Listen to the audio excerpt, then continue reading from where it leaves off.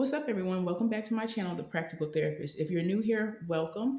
Definitely want you to stick around, check my channel out after this video. If you like the information that I cover about all things related to speech language therapy, make sure you like, share, and subscribe.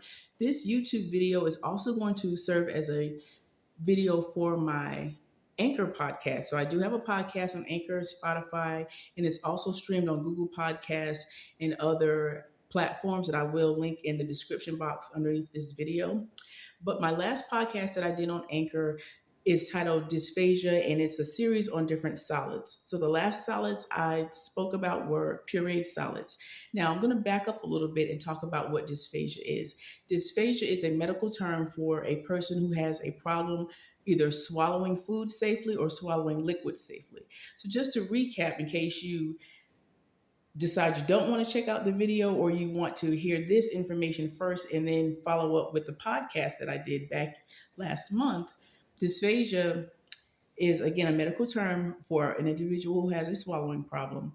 And oftentimes, when an individual is diagnosed and found to have dysphagia, there's two things that happen. Either they are so unsafe to swallow solids and liquids by mouth that they go on a G-tube or an NG tube or some type of feeding tube, but basically they're considered NPO, which is another medical term which means nothing by mouth. However, after time, if the patient progresses to the point where they get another swallowing study done, and then they're found safe to begin to eat things by mouth, the first solid that will often be presented is what's called a pureed solid. Now, we also have another protocol for reintroducing liquids to patients, and I can cover that in another video if you guys are interested. But for today, we're talking about solids. So what I'm going to do is bring this into real time, into focus. It's different when you hear a professional talk about it compared to, okay, I heard her talk about it, but let me see what she's actually talking about. That's what this video is about today. So we're in my kitchen. Welcome to my kitchen. And right in front of me, I have some different types of solids that I'm going to show you that will also serve as the progression, a typical progression and protocol that's followed for patients when they transition from NPO, again, nothing by mouth, and they begin to start to eat by mouth again once they're cleared by the doctor. So, went to my fridge. The first thing I got was yogurt. Yogurt is a pureed solid. I'm going to talk about this first. Again, it's been sitting out for a while. This is going to be my lunch for this upcoming work week, so I definitely got to get it back in the fridge. But yogurt is an example of a pureed solid. So for this particular yogurt, it's Noosa. I think I said that brand name right. But anyway, I love these. It's raspberry flavored. So in this particular case, I'm not going to open it again because I don't want it to spoil this weekend. This is part of my lunch for this upcoming work week. But if you look at the bottom here, hopefully you guys can see, it's not just the milk-based yogurt that serves as the puree, but there's also pureed fruit in here as well. But this would be an example of a pureed solid. Another example of a pureed solid, excuse me, let me get back into the frame here, would be applesauce. Now, I've done work in the nursing home as a PRN speech therapist, 5-10 years back in my career. And one of the first things we were allowed to give a patient who had been medically cleared to start trials by mouth again was applesauce as well. It wasn't always as yummy as this applesauce, but again, this would be one of the type of foods that's considered pureed that a patient could begin to eat by mouth once medically cleared to do so. So I've showed you the purees. Now let's talk about, okay, let's say a patient is progressing and now they're ready for what we consider soft solids. So still a solid.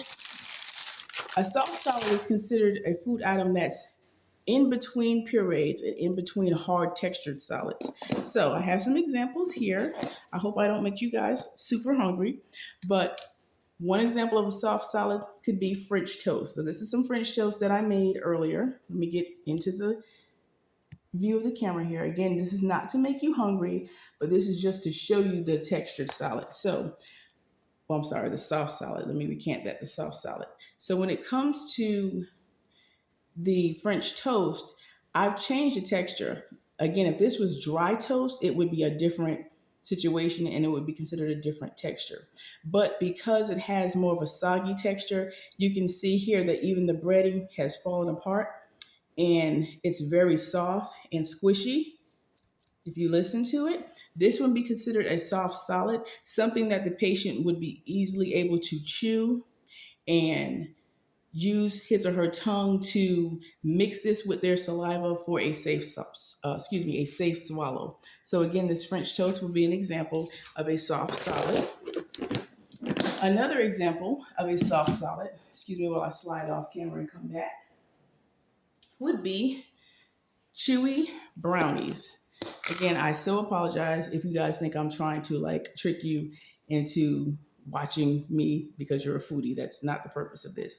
So if you look at the brownie here, it's chewy. It breaks apart easily. The only thing I would say here is with a brownie, if you were going to, let's say, just try a small piece of this with a patient, you would want to make sure that you're not using anything that would be burnt or hard, but you definitely would want to make sure that you concentrate on the softness, and you wouldn't want to have anything in here that would be considered something very hard or difficult for the patient to tolerate, such as walnuts or chocolate chips. So you would want to do like a soft, chewy brownie, and that can serve as a soft solid as well because I can easily smash it and manipulate it.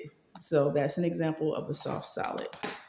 And now let's talk about hard solids. Hard solids are things that, or foods that would be considered crunchy, that will require lots of chewing and lots of manipulation of the food with the tongue mixed with saliva to ensure a safe swallow. And so an example there would be some Cheetos. So here, something that's going to crunch. So I'm actually going to bite into one of these so you can hear what a hard solid sounds like. I hope you guys can hear that, but this would be an example of a hard solid, like some Cheeto Puffs. Another example would be some cookies, like these Keebler Elf cookies I have here. And finally, another example would be potato chips here. So again, and moving on to even more textured solids, you would start to look at things like a piece of steak or a hamburger that's fully dressed. For example, a hamburger that's in between a bun and it has lettuce and tomatoes, possibly raw onions or grilled onions, possibly with lettuce. I said lettuce already. Sorry, guys. Relish, tomatoes, but different things like that to actually add more texture and which could be more of a challenge for a patient. Another example of a very textured food would be a salad, especially if you add crunchy elements to the salad. So, for example, iceberg lettuce with cut up pieces of tomato, cucumber, sliced radishes, anything like that. Adding on croutons, shredded cheese, those would be examples of textured items all together that could be very difficult for a patient that's just relearning how to swallow foods. So again, like I said earlier, liquids are a whole separate story, but we can definitely talk about that. If you guys are interested, just let me know in the comments section. But I hope you guys enjoyed this wrap up pretty much because I have so much information to cover. So I wanted to just take time to kind of go through the timeline of what different solids look like when it comes to retraining a patient on how to eat foods by mouth. So if you like this video, like, share, and subscribe. Check me out. Love y'all. Take care. Be blessed. And I will see you guys in the next video.